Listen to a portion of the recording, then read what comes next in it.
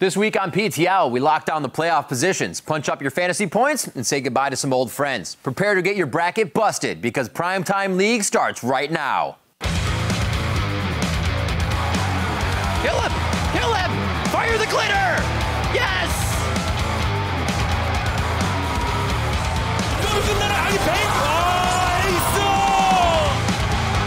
Unicorns have done it!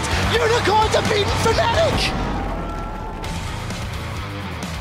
Hello and welcome to Primetime League. I am Rivington Bisland III, along with my co-captain Joshua Jat Leesman, and we are ready to chart a course through the crazy happenings around the world of competitive League of Legends esports. Yeah, and we will have stops along the way to buff your knowledge in order to maintain some semblance of sanity. It's the last week for the LCS Spring Split, and with all the Premier regions closing in on their playoffs, it's time for some full speed ahead.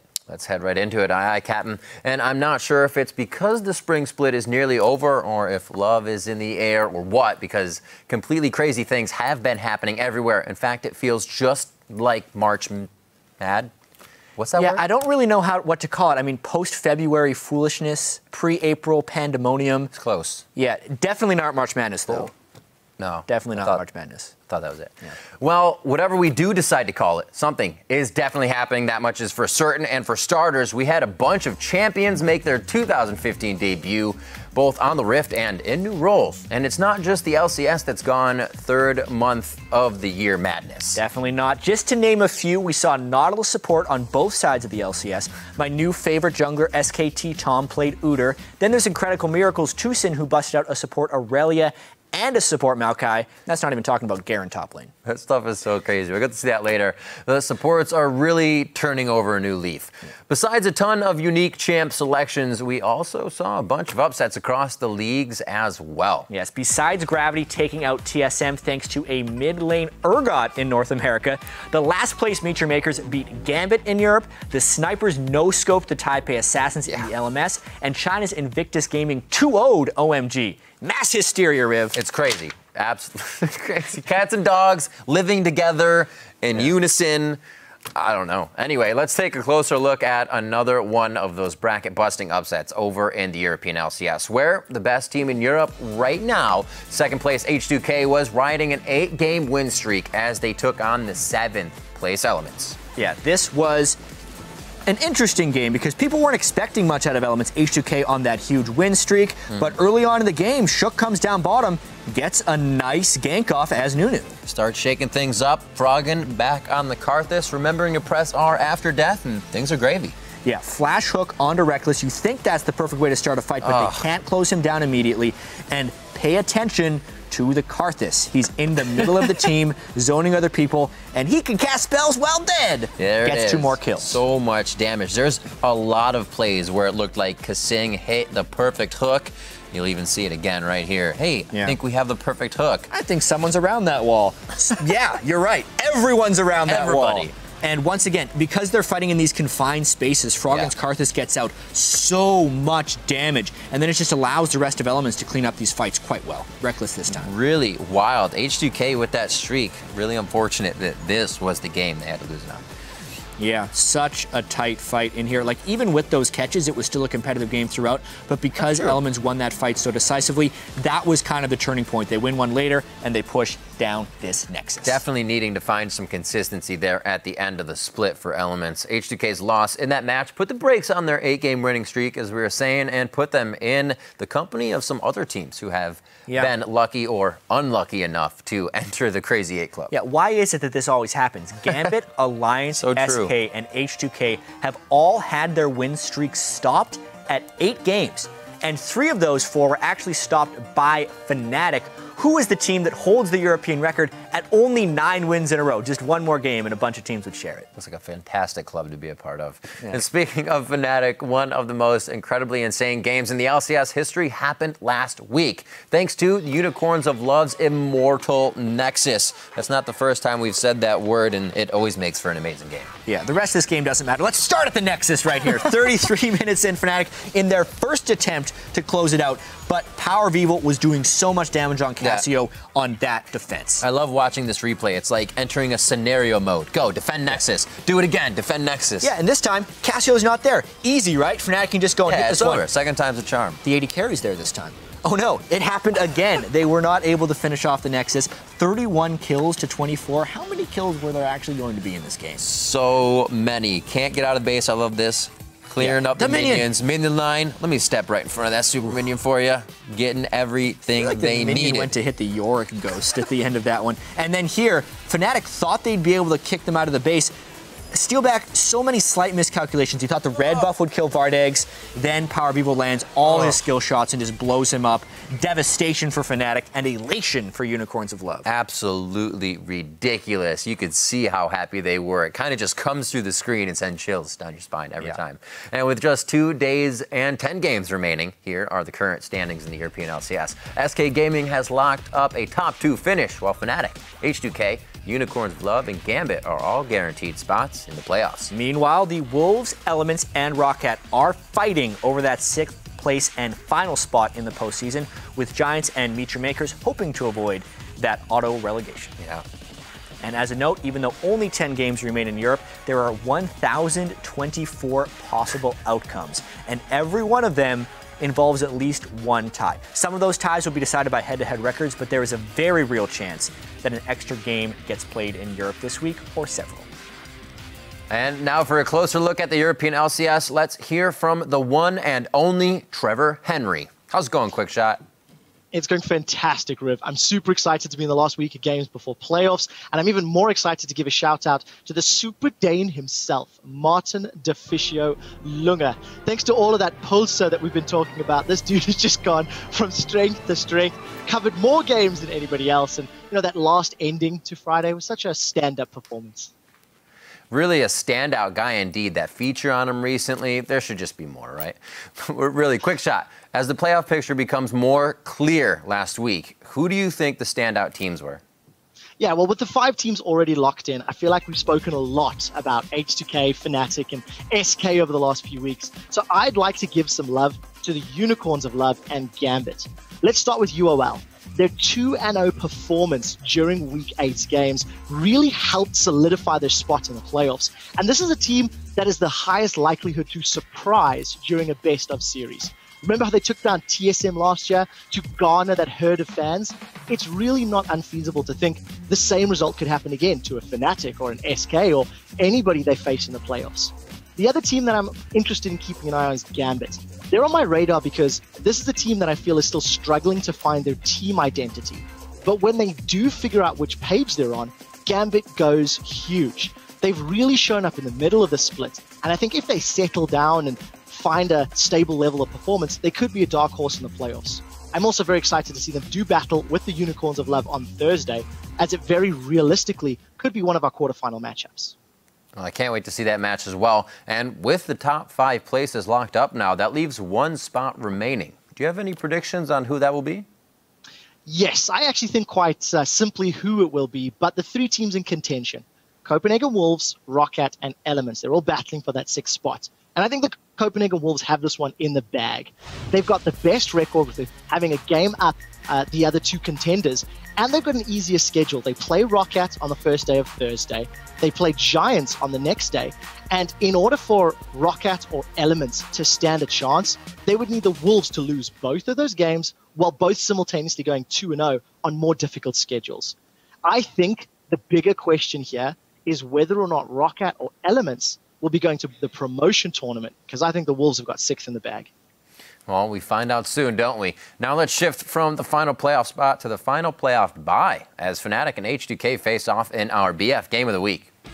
Yeah, that's right. Despite Fnatic dropping their game to the Unicorns last week, I actually expect this to be a hotly contested matchup. Both of these teams have got a 1-1 record against SK Gaming, and this is a must-win if either Fnatic or H2K hopes to catch SK Gaming and force that tiebreaker for the #1 seed. Looking at the statistics between these 2 teams over their last 10 games, which is when H2K added Kasing, Fnatic have got more kills and the most assists, but are actually next to last place for Dragons taken. Across the entire Rift, H2K's got the highest KDA, the highest GPM. They lead the European LCS in Dragons taken. So these 2 stylistic differences show in their statistics. Fnatic uses a kill-centric strategy to get objectives, controls, and wins. H2K is methodical, controlled, exercising caution across the map. And I'm very excited to see this clash of play styles and determining who's going to take second and who could challenge for first. All right, Quick Shot, thank you as always for joining us, and good luck to you and the Super Dane this week.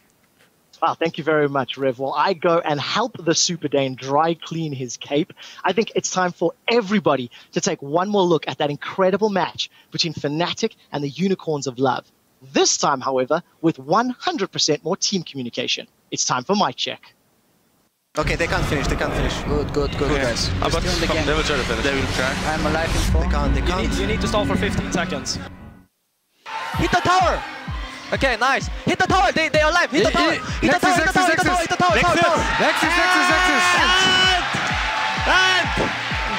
Nexus. No! Can we finish? They have the one Nexus. Lisandra maybe has TP. Can you They might have TP. What are we doing against that? We can't do anything against that. Go. We just need to hope they don't. Look. No. Go. Okay, I stunned him. Nice! End the game! Slowly. I got him. Okay, keep going. Get damage on whoever you can. They want to end. I'm up in 10 going for seconds. game. Can you run? Just go mid. Just hit the Just hit the Nexus. Let's go. Play smart. I placed it. Please end the game. Please win it. Winnie. Lisandra. I'm on Try not to die. Okay, you need to go then. You need to all in. Holy shit. My life. Come on, what the fuck? Oh my god, fuck. No, like 20 seconds. It's like 20 seconds for Graves and LeBlanc. You can't end. But you got 5 Minions! Minions! Kill this one! Yeah, oh my god. What is this game? Go to Shwani, I ulted myself. Game, go for the game, I can set you on yellow. Go game. I can still stand it back. Slowly.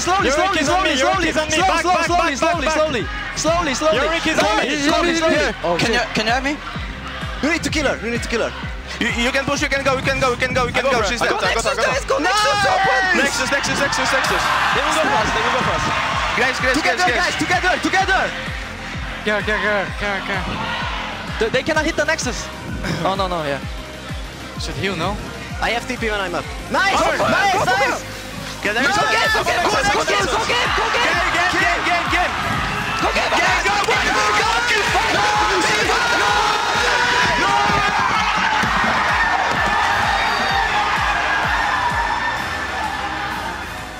I think I'll always remember where I was when that happened, on my feet with everybody else in the office. Always Fnatic games and always that pesky Nexus, having a little bit too much health. Just a little bit too much health. Those guys. So Europe wasn't the only region with crazy games and upsets last week. Over in the LMS, the 8 and 13 Snipers became the second team to hand the Taipei Assassins a loss. And thanks to that huge upset, the Yowie Flash Wolves were in a position to lock down the #1 seed in the LMS tourney with just one more win. But they would have to beat third-place Hong Kong Esports to do so, and Hong Kong Esports came out firing, knowing they were against #1. Yeah, some legendary names on this Hong Kong Esports team. Stanley trying to do this tower dive early on the Yowie Flash Wolves bottom lane. Sword Art trying to defend this one. It looked actually like the dive wasn't going to work. A teleport comes in, but somehow Hong Kong Esports, they get the kills.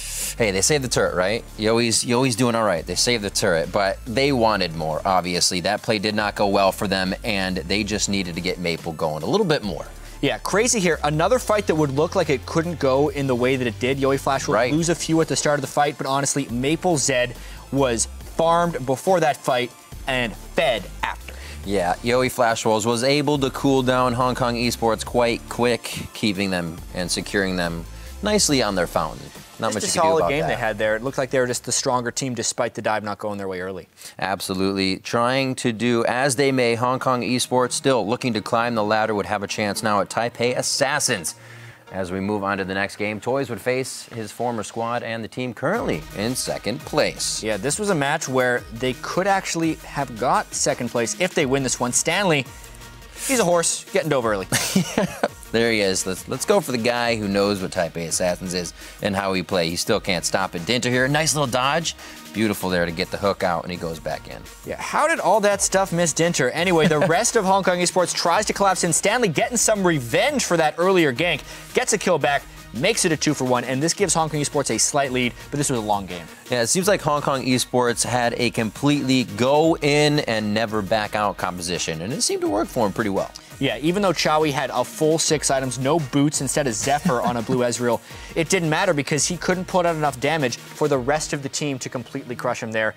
Long game, really crazy, but they end up taking it. Hong Kong Esports. They end up taking it. Toys looking so cool there in the end of the game, just like, yep, I won. I'm going to head out now and party. And with those games, the LMS has now completed their spring split. Here's a look at the final standings. The Yowie Flash Wolves, the Taipei Assassins, Hong Kong Esports, and AHQ Esports Club have all qualified for the playoffs.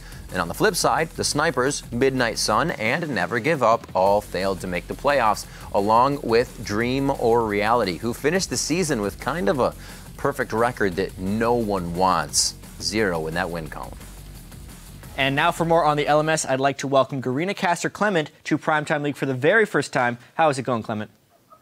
Fine. It's my first day on the job. So far, so good. Wow, a couple firsts today for you. It's really exciting. First up, we do have to talk about the Yowie Flash Wolves, though, because there was a big rumor / somewhat verified that they may be pulling out of the LMS despite being the #1 team. Now they're back. Can you tell me the whole story on what happened there?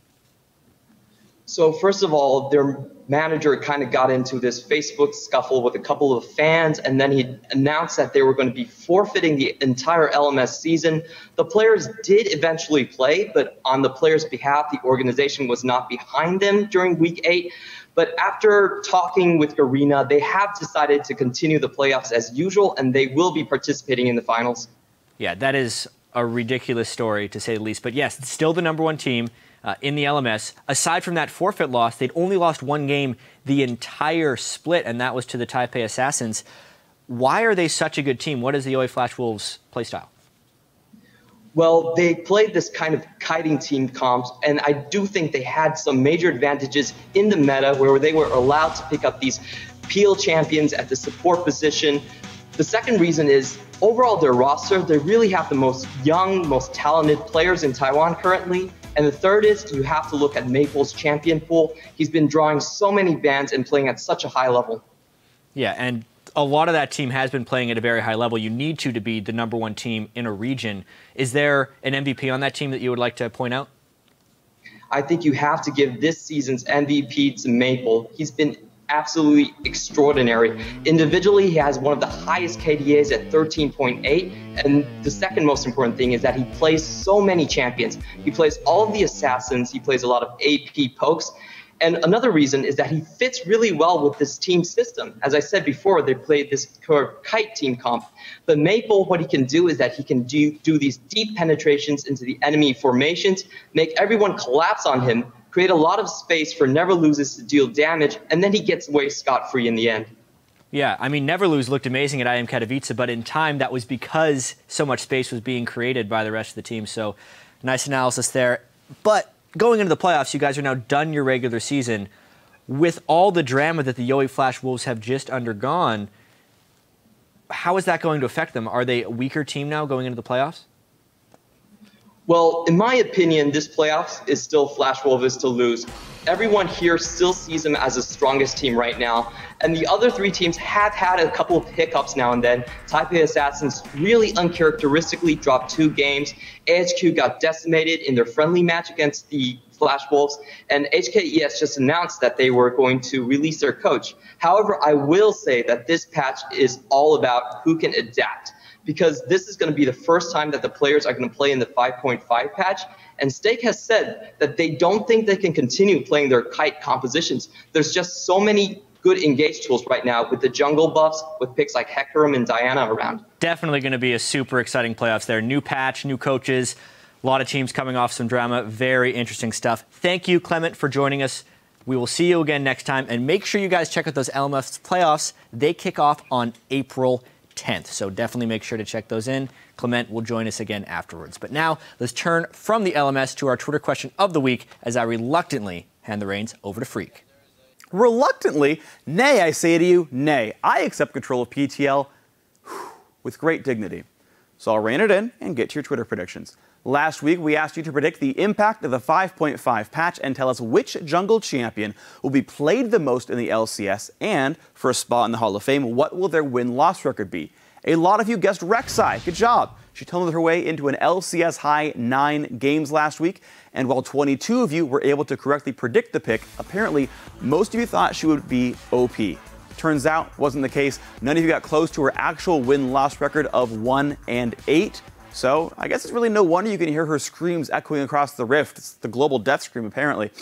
That brings us, though, to this week's Twitter question. And in the spirit of the March Mania we've been celebrating, we want you to tell us who will be the next unique champion picked in their region and in what role. This is not just the LCS, but worldwide in all the pro leagues. For example, top lane Garen in China, mid lane Cyan in Korea, or support Nautilus in North America would have been winners if we asked this question last week. But it's this week, so who knows? Could be anyone. Just take into account that Bard is now enabled in the LCS for the first time. So chime in and send us your responses to @LOL Esports with the hashtag PTL. If you manage to pick the correct champion and region and role, you win. But if you get all of those and guess which pro will play them, we'll put you directly ahead of the line and into the Primetime League Hall of Fame. Now, while I beat my feet to the sound of those incoming tweets, let's send it over to Riv and Jat as they check out the action in China. Thank you, Freak. That was surprisingly poetic. Yeah, I liked it. Sure. First up, we will take a look at Team WE, who looked to harness the synergy from their IEM victory over the GE Tigers as they took on second place Team OMG. Coming into this match, WE really looking to climb the standings, especially after a pretty good performance in IEM. If IEM Katowice would not have happened, this would have been a guaranteed 2-0 for OMG, but people were now a little bit curious coming in with WE's new roster. Uzi makes a big mistake throwing Cloud in under the turret when two people were waiting there. Yuzi onto Uzi, and then Yuzi onto Cloud as well, almost getting out of this one. It looks like he was going to dodge it, but Dark Binding Arms. I almost feel like Cloud could have kept running because the minion wave was going to block it there, but Mystic ends up getting the kill, and watch this Ahri charm. Unreal. Boom! From downtown on that one. You can see how WE is getting these plays. Lack of vision coming in from OMG. Things just started to snowball for them. Yeah, Yuzi's support Morgana right there, landing a beautiful Soul Shackles. And this game got out of hand fast. 11 kills to 2, only 21 minutes in. And Spirit wanted the full ace. If he ends up getting this chase, you got to think the game is over because he goes all out. It's a little cruel going even on the Meganar. Usually people back off when they see that bar coming up. Great save by Mystic on the heal to keep Spirit alive, but he just keeps going. Yeah, I can't believe I got that kill. He's just all laughs after that game one. But you need to stay strong here. 3 points for 2-0, only 1 point for a series split. And cool, he was angry. Yeah, when things heat up, they get cooled off. And he is already 2-0. How about we make it 3-0 here on the kill as Xie cannot get out of this one alive. Seeing a little bit more Diana around the way. Yeah, China's the one who started the trend. It's starting to go into other regions in the world as well. We saw Faker playing it in Korea. Flash! But that's not the story of this game. It was Cool's LeBlanc destroying. Watch this fight. Everywhere. Cloud with the nice flash crescendo. Think there could be a double kill. Boom! Explosion coming up. Cool and going, getting work done as the team is handling everything they need to on the top side. Good Lord, that was a big fight. Cool picks up all those kills. 19 kills to 4. A normal team would end the game with few kills left, but OMG, they like to style on people sometimes. 32 kills by the time that one was all said. More kills than there were minutes in the game. And after splitting games with two of the teams near the top of the table, OMG and LGD, Team WE faced off against our Horn Royal Club, with both squads needing to pull off some sweeps in hopes of making the playoffs. Yeah, WE, they had such a terrible start to the year. They had a tremendous finish in order to make it here. And Korn had a lot to say about Royal Club's chances. Name, not so much. Korn was going crazy this game. Pretty much the first few hits here are highlights of him kill after kill, and the team able to clean up with him on the backside. Yeah, and here was just a big dragon fight. The problem sometimes with the Fed LeBlanc is unless you're getting good flanks on, you're not going to be able to win these team fights. The dragon is secured by WE, and they just pile over, staying together to avoid the assassinations of the 8-0 LeBlanc. WE Mystic making a name for himself on 80 carries at IEM, coming up big for the team here.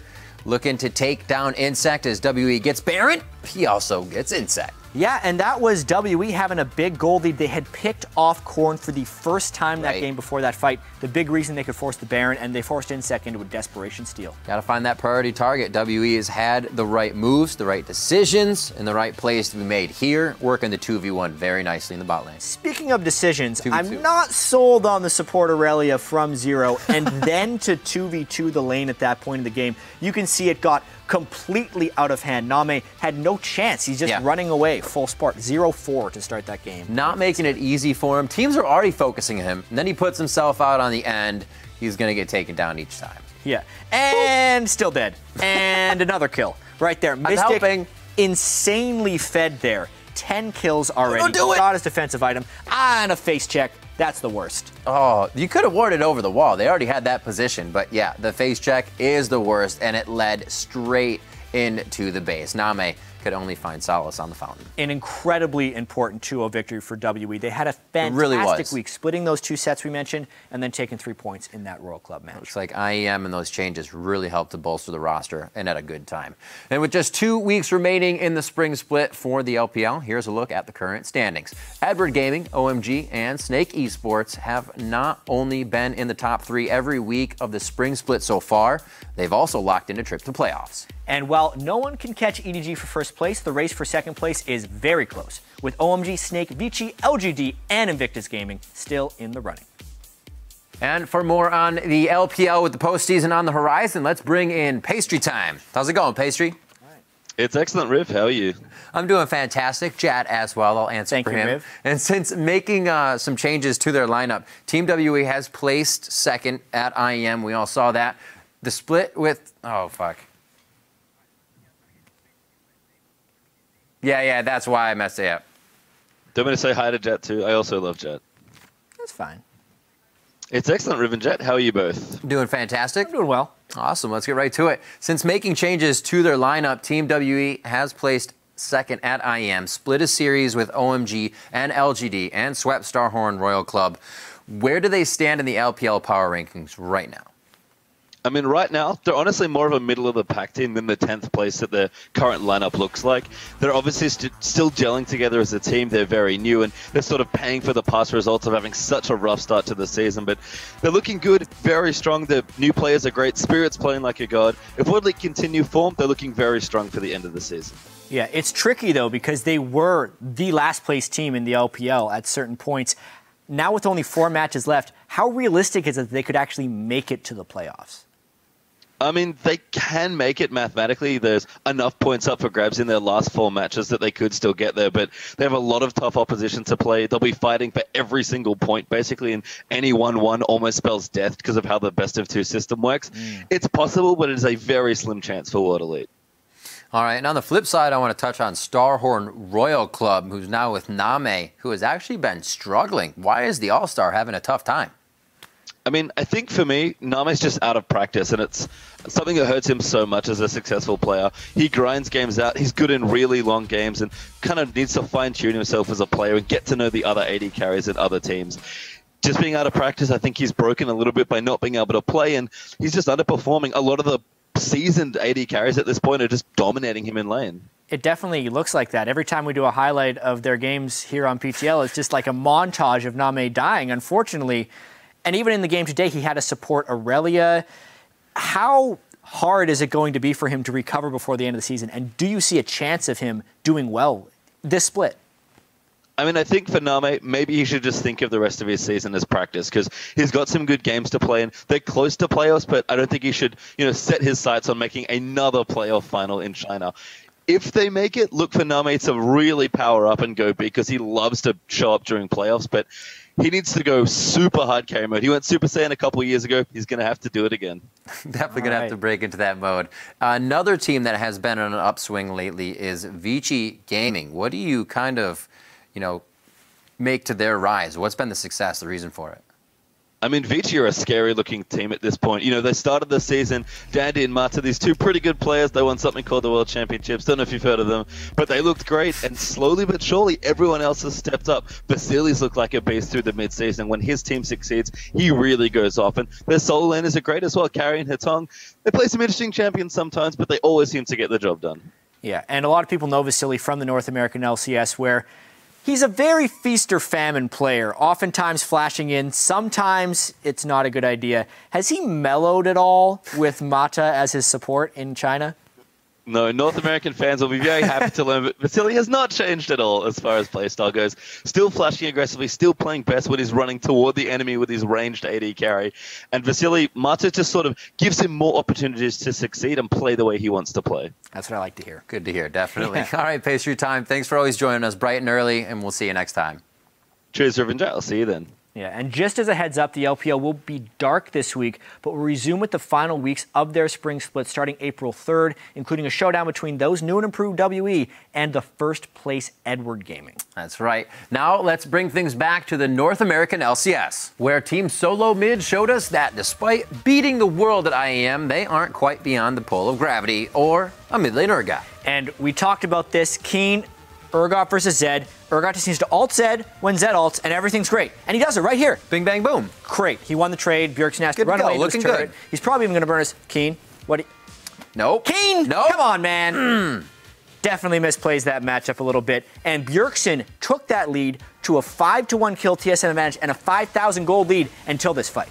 Until this fight. Gravity was making a few mistakes. You can see more kills to Team Solo Mid and only 1 kill to Gravity at this point, but they clean up this jungle fight so well. Such a messy, tanky fight. Bjergsen can't get into assassinate anyone, and after Gravity picked up all the kills in this fight, they could all itemize armor, meaning the 4 physical damage and Mundo team of TSM could not break through. All the fights just went Gravity's way after that. The only thing that made me sad about that game is Bunny Fufu could not finish the 4th Frozen Heart. I know, they had 3 of them so early on. The thing is, he was capped CDR, so he was just sitting on the Glacial Shroud. Wouldn't have mattered anyways. And now, while a mid lane Urgot surprised just about everybody, we should have been expecting it. Keen told us himself back on January 4th that he was going to prove that Urgot is OP. It just took him 11 weeks to do it. Yeah, I'm not giving him credit for that prediction. I do like the Urgot pick overall, though, because it is a really good pick against Zed. You saw Keen had an advantage on him early in lane because of the buffs he received in the last patch and because it was a very bruiser team they put together against Assassins. Everything worked out. Like, that was a very well-crafted team comp with Urgot, dare I say, as probably the best pick to fit in with it. It was. Sometimes you just need to spice things up, and you can confuse teams even like Team Solo Mid. Absolutely. So, and with TSM's defeat under the pressure of Gravity, that set up a rematch between Team Solo Mid and CLG for first place and control of the North American LCS. This time around, it seemed like there was less hype, despite there being even more on the line, pink hair aside. Yeah, no pink hair this time, but this match would decide who controls their own playoff destiny when it comes to locking in that #1 seed for the playoff bracket. And with that much at stake, the pressure does come along with it. And Locodoco was confident his team would win for one reason. Well, CLG, they are big chokers. When it comes down to the breaking point, when it really matters, they tend to choke a lot. It's not just one person; it's all across the board. And our players are, in comparison, are really clutch when it matters. On the day of the game day, they come out really clutch. They don't give up. They don't tilt, and I think that's a really big difference. This would be an interesting place to be in when for a coach to call the other team your coach is doing that, putting weight on the players. So after Loco's heartfelt and bold statement, it was time for his team to try and prove their coach right, as the top 2 teams in North America squared off for the last time in the Spring Splits regular season, TSM versus Counterlogic Gaming. Yeah, we know the first game happened with CLG getting 4 dragons, controlling most of it, and then losing in the late game. Here, CLG was trying to get an early game lead. They shut Dyrus down so heavily in that early game, resulting in the Sexsmithy soloing behind his turret. Keep going on to Dyrus is the name of the game to make sure he is down. And we jump to 33 minutes in this highlight, and Counterlogic Gaming looked to get a great fight here, but yeah, you could really see Link just wasn't a part of this game. He was 90 CS down to Bjergsen. He took so much damage on the outside of that fight, did not contribute to that fight in the slightest, and allowed TSM and that AoE damage in the choke to just roll through CLG. They had just previously done the same thing in a fight before, and it brings us to now the bottom inhibitor turret here. It looks like Doublelift can clean this one up. Yeah, super close fight. Doublelift thought he had Wild Turtle with that Super Mega Death Rocket, couldn't quite finish it. He flashes one hook, kaboom! He can't flash a polymorph. Wild Turtle came back in, and that was TSM. Too much support for Wild Turtle, taking it home. definitely a much more clean game coming into number 2 against Chronologic Gaming for TSM. It felt like they just kind of rolled over them. All that hype and build-up was just, oh yeah, TSM was the better team in that match. Here they are. I guess IEM Katowice paid off a little bit. All right, so what a great rebound for Team Solomid right after dropping that game to Gravity, a trap game, needless to say. But not everyone sounded super excited about the victory. So we touched a little bit on the early game, a little bit, and the top lane trade-off strategy, but what other factors did you guys consider in looking to come out with a stronger early game this time around? Don't look at me. I didn't have a strong early game. I didn't play. Ask him. You want the opportunity to do a little bit more damage? I'd like the opportunity to play League of Legends. Yeah. Wow. Not happy. That's a in the stinger. slightest. After just beating CLG, which is kind of strange, that's like Darius' favorite team in the world to beat. Right. I think a lot goes into his saltiness right there, honestly. He has the 7th KDA in the top lane, not anywhere near the top of that, but the 2nd most gold earned, 2nd highest average CS at 10, and the highest average CS at 20. So there's a pattern there where TSM leaves Darius on an island. He ends up dying a lot while getting CS. And no one goes up to help Darius. He has to fend for himself, and he kind of does. And it's a really hard thing to put your finger on because it must be very frustrating to be able to get those type of CS and gold numbers but not get the help of your team. But at the same time, the team's not going to help him because he's dying all the time. That's true. And the team's winning, so what's the need to change things? I really want to see that develop. Will they continue to kill Darius? Or if TSM continues success, do they not worry about it? It's super interesting. It seems like a ridiculously delicate balance, and things almost kind of like get more and more compounded with the top lane. Before it was teleports, now it comes to these little things. What's it going to be next? I know, and Darius is left on more of an island than pretty much any other top laner in North America. But because TSM is continuing to win, I don't think help's coming anytime soon. That's right. Well, we will see, and we'll have the chance to upcoming in this week. On the other side of the rift, should CLG fans be worried that they can't beat good teams, especially since they face 2 squads that are very hot right now in Team Impulse and Team 8. The nice thing for CLG is they have locked in a playoff spot, so there is security in that. But they could drop as far back as 5th place if they lose both games, and that's a lot of pressure. I mean, how many times have we seen CLG have a late season collapse? If this is truly the golden age for CLG, they kind of have to start stepping up now, lock in a bye, and move into playoffs strong. And one team that has thrived under pressure this split, at least lately, is Team 8, as we just mentioned. Coming into the game against Cloud9, they had won 5 out of their last 6. Who would have thought? But on the other side of the rift, a win against Team 8 for Cloud9 would give them a share of 2nd place heading in to the final week of the season. Yeah, such a hot streak for Team 8 coming into this game. Yeah. But High was looking really good on Corki. Look at the farm, and look at how Cloud9 was getting extended team fights to allow their double 80 carries to deal sustained damage. Really great use of this huge tanky line. Lemon Nation on the Nautilus was awesome to see that coming out in the North American LCS. And they were able and just kind of on par with Cloud9 fight control. Yeah, chased them down as well, High at the end of the fight. Missiles, they only cost 20 mana, so he's able to finish off Slushie. Yeah, it is. But COD stayed too long at a post-fight inhibitor, making the game equal and setting up this climactic fight. It got rough. Maple Street and Cali Trolls get initiated on. Almost dead, 200 HP. Wild Growth saves the fight. These Lulus, man, keeping 80 carries alive at the end of fights. Wild Turtle, now Maple Street, but this time, because he's against so many health tanks and he built the Blade of the Ruin King, he just melts through the Maple Street, the end game carry, and teammate take that fight to push all the way to the Nexus. The Vladimir, the everything, Cali Trolls, teammate, putting up some numbers, putting up some gains, and spicing things up. Typical teammate Cali Troll style. It was interesting in the mid game. Teammate had an early game lead, lost it, regained it, and won the game. Impressive stuff from these teams coming in the late part of the season. As we head into the final week of the North American Spring Split, let's check out the current standings. They look like this. Team Solomid continues to reign supreme over North America, and along with CLG, have locked in their trip to the postseason. Cloud9 and Team Impulse could still end up at the top of the standings when the dust settles, while Gravity, Team 8, and Team Liquid round out the playoff picture. And in a situation that nearly mirrors the European LCS, there is a chance of ties pretty heavily in the forecast. There's also a 20% chance of 5 extra games this weekend. So stock up on snacks and energy drinks now, just in case. And now let's take a look at another race for first place, the race for the PTL FL4 trophy. Yeah, well, Freak hopes he's in the race as well. We need to check in with him and Primetime League's Fantasy League of Legends Legendary League.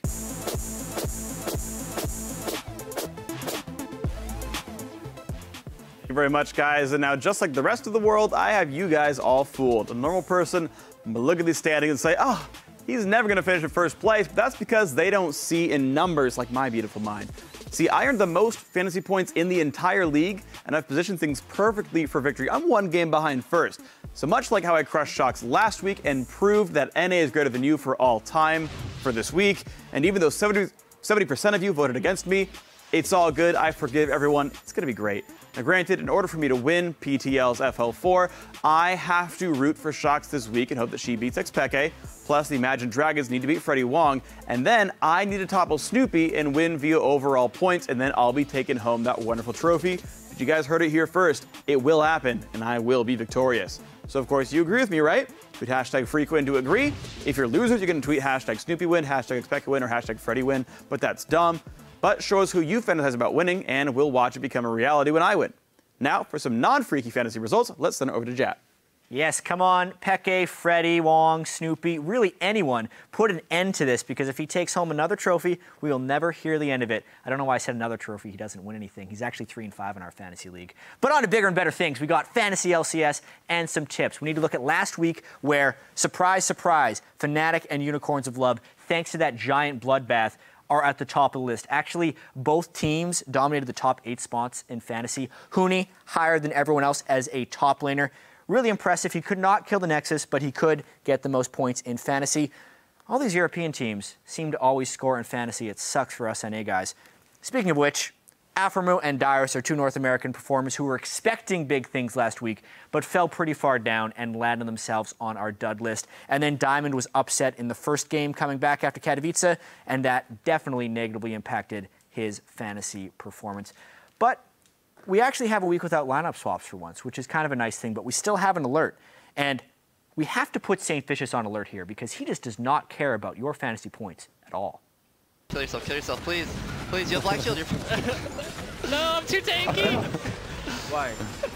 Why? Oh, why? For the fantasy point. Why? Just why, man? You had a perfect game. You were 0-0-10. But, I mean, it's only half a fantasy point, so it's really not that big of a deal. We're just poking fun at good old St. Vicious, and we do need to talk about some fantasy sleepers. Team Liquid's mid laner is only being started by 24% of you, and they have, on paper, easy opposition next week. That goes for Phoenix and the entire Team Liquid team as sleepers that should be able to put up some big points. And then we have to mention Cali Trolls as well. We've talked a lot about Slushy and Porpoise for the reemergence of that team. But this dude, Cali Trolls, has 20 more kills on the year than the next closest top laner in the NA LCS, which not many people knew. And that's why we threw him in as a sleeper here. So that should be a look at fantasy. Freak, I see you taking notes. Good job. While you tinker with your teams, let's send it over to Riv and the highlights from Week 9 of the LCK. And our first highlight from Week 9 of the LCK features SKT and the newest member of the team, Tom, who made his debut with an unexpected Udyr jungle pick against Incredible Miracle. You know all about that, champ. I'm pretty happy about this Udyr pick. Tom is now my favorite player in the world. But honestly, early on, he did do some nice objective control, soloing Dragon, and flashes for this kill. Yeah, you might have to flash a few times when you're playing Udyr, but it usually pays off because you can stun people every second. No, I'm just kidding. But still, this game was fantastic. Back, forth, fights everywhere. Yeah, the Dragon take there by Tom. He stays alive at the end of it. There's a lot of other craziness in this game as well. IM had to support Maokai. Yeah. There were a few things going on, but SKT was in pretty handily control by 29 minutes. Yeah, after those fights, they made sure it was pretty much an SKT-style game. That means every fight, you're dying, they're catching up, and the ability to catch up was also there for them as you see them keep picking up these kills. Frozen, he tries to escape, but there's just more people on the other side of the wall. The worst problem on Ezreal. 32-minute win here for SKT. Pretty dominant in Game 1. Pretty dominant indeed. And they would kind of take that zaniness into Game 2. Unfortunately, no Udyr, because it got banned. Yeah, well, we did get a support Aurelia, so we got that going for us. Faker, though, gets locked down pretty heavily on Victor, and it looked like SKT was behind in this game.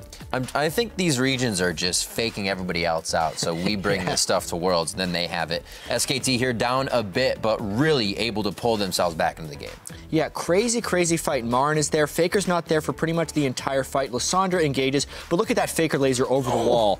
pretty much killing everything as a 0-3 victor. Goes to show you the farm he had and the damage that champion can put out, really taking SKT back in the game with a few spells. Kill it with fire, lasers, what have you. Faker was doing it that game. Here, once again, control around the map, stuff like the speed shrine, it'll help you pick up more kills. Yeah, once Faker took that dragon fight for SKT, there was really no turning back. Yep. Here you can see they had a 13,000 gold lead and a free push onto the Nexus. Smiles on all the players' faces, obviously, after those wins. And Week 9 wrapped up over in Korea with the GE Tigers looking to rebound after a disappointing IEM when they took on CJ Entis, who had picked up a win earlier in the week against SKT. Yeah, both these teams really looking to rebound from a disappointing IEM. Neither Korean team made the finals there. Coco gets locked down by a whole bunch of GE Tigers in the mid lane. Yep, they wanted to start things off early, and they put a few too many resources into this one. End up dying in the end. Diana is deceptively hard to kill early on in this game, and the collapse down by CJ gives them a 2-for-1. Wait, a 3-for-1 because Mad Life was able to take out Lee Sin on this side. Oh, God, Life. Where have you been all these years? Playing over in Korea. Again, more over towards the Dragon. The fights were back and forth this game. That one taken over just by Sivir. Yeah, once again, though, a deceptively tanky Diana comes in the backside, landed the Q to get the R reset, ends up finishing both of them. No, and then Lee, he gets to pick. Do I give the kill to Rumble or to Diana? Well, he gave it to one of them. We'll give it to the gigantic Diana at this point. Here we see the fight looking all right. Smeb, the ultimate goes down. Yeah, watch this play by Smeb. Absolutely they just line insane. up for him. Flashes in while his claw was there to get the early damage, and then Zhonya's there. Plus he picks up Kog'Maw on the backside. This game was absolutely crazy. You can't fit it all in the highlight. I recommend everyone go and watch this game in its entirety. Super back and forth. GE Tigers with their second Baron of the game, despite being down in gold, take the game. Absolutely ridiculous for them coming out of that matchup. Game 2, it was kind of more about Smeb here, and he was making plays on the cannon. Yeah, all the talk on social media was about the mid lane Scion and the banner of commands on the team. But honestly, it was Smeb's Kennen who ruled this game.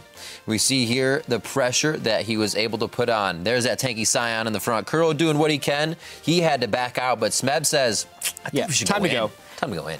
And he was killing people through an exhaust there. That's how farmed he was on Kennen. On the backside of this fight as well, a beautiful binding over the wall. Obviously, the Scion still does stuff. A lot of great Morg bindings this week in the highlights. Love seeing that. Usually she's on the ban list, but when she's out, she's definitely making plays. 2 really close games there, even though GE Tigers is able to hold their undefeated streak in best-of-3s. That's true. Pulling out of that kind of shaky IEM, so they're still getting the wins over in Korea. The Korean teams have just 3 weeks remaining before their playoffs, so let's check out the standings. The GE Tigers, SKT T1, and Jin Air Green Wings have locked up playoff appearances. And while CJ Entis and Najin EM firefight over the final spot, KT and IM are out of contention, along with Samsung Galaxy, who finished at the bottom of the table. Worlds was such a long time ago. Now let's check out the top 5 biggest plays from last week, or as the Unicorns of Love's Nexus laughingly calls it, the Penta. Coming in at number 5, Energy Pacemaker mixes things up with their Demacian blender. Be careful, Beast comes around. Flandre trying to turn this one. The Ventral Maelstrom doing some work. Drizzle taking so much damage. Forced to get out of there. Beast picks up the kill. Flandre, though, he's going to go down. The double kill for the Garen. Best champion in the game. And who was trapped in there with who? Garen just going crazy in the Cataclysm. Garen is the best. At number 4, though, it was Pawn with the 1v4 base defense. 5 seconds, 4 seconds until this Fizz is going to be available. Love City pops that Monsoon to try and keep Looper alive. Candy now tanking this one up as Playful Trickster gets popped. He got Candy! Oh my goodness, Candy just gets a deleted. Dade takes down the Fizz, and M3, they can't finish. And coming in at number 3, Shifter proves that taking him down is tricky business. They go. Oh, they choose to go mid lane, jump on in. They catch Shifter, who he dashes over the second Q. But here comes Zion. Oh, the juke back. He's going to dive the Q. Shifter with the outplay. He's going to get away from Zion Spartan. Yes, he does. The minion throw. The flash Q. First blood, Zion Spartan. Shifter was a god on LeBlanc there, dodging pretty much everything that he could. Nothing Shifter can do about the ult into Charm. But Enny's low, he still had his initial W up. And then Zion comes for him. He jukes in so many amazing ways.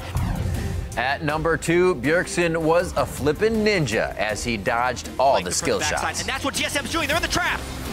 There they go. Big lightning storm comes in, and now it's Xmithie up on the side. Gets the death mark on him, flashes the wall. Bjergsen chases. Looks like he might get the kill, and he will. Out he goes. 1-for-0 chase on Bjergsen, though. Link likely to get this kill. The rocket misses. The charm misses. Bjergsen gets out. How does Bjergsen dodge so many skill shots? Bjergsen left, right, back. He dodges every single one.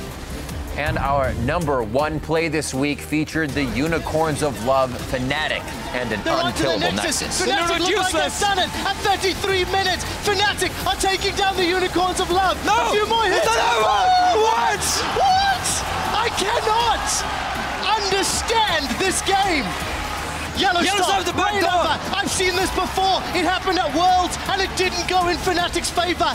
Will their fate be different? Nexus is going down. Hooney's TPD. Oh, it's what Fnatic are cheering. We see Rainover's down. Hooney is down. It's happened again. Deficio, it's happened again. Hooney on full HP. Deficio, will they go in? Glacial Path. We do see the shard connect, but look at the auto attacks. Power of Evil's got him. Can Power of Evil turn it around? Flash from Steelback. He can't find Phoenix. Steelback is looking for Power of Evil. Unicorns have done it. Unicorns have beaten Fnatic. I have nothing more to say. That might hold one of the most extreme Penta plays we've had at number 1. Just the craziest.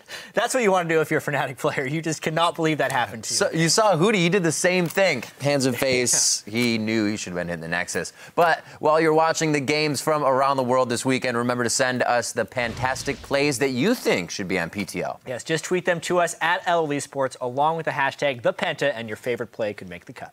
That's right. Now, if you're looking to watch the North American LCS matches with other fans and maybe make some new friends, head to one of the viewing parties happening in DC, Chicago, Irvine, and Georgia. Yes, and the Chicago party is at a place called the Geek Bar. I think we need one of those right here, Riv. Yeah. And of course, anyone can host a viewing party. To find out more and have yours promoted on PTL, head over to lolesports.com/VP and get all the information.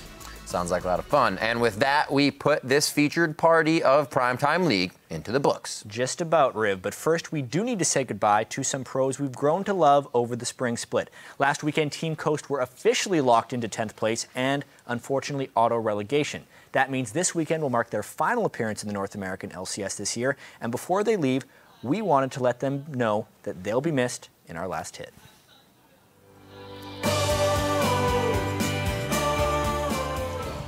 We got hand warmers everywhere. You get a hand warmer, I get a hand warmer, everyone gets a hand warmer. Just look at that picture of Reginald up there if you need inspiration. Yeah. He's got pretty nice teeth, actually. Nice job. Nice job, dude. Nice. Very nice. My boy. Nice. Oh, KDA boys. Can we surrender? I killed a world champion. What a beast. It's all right. We love you.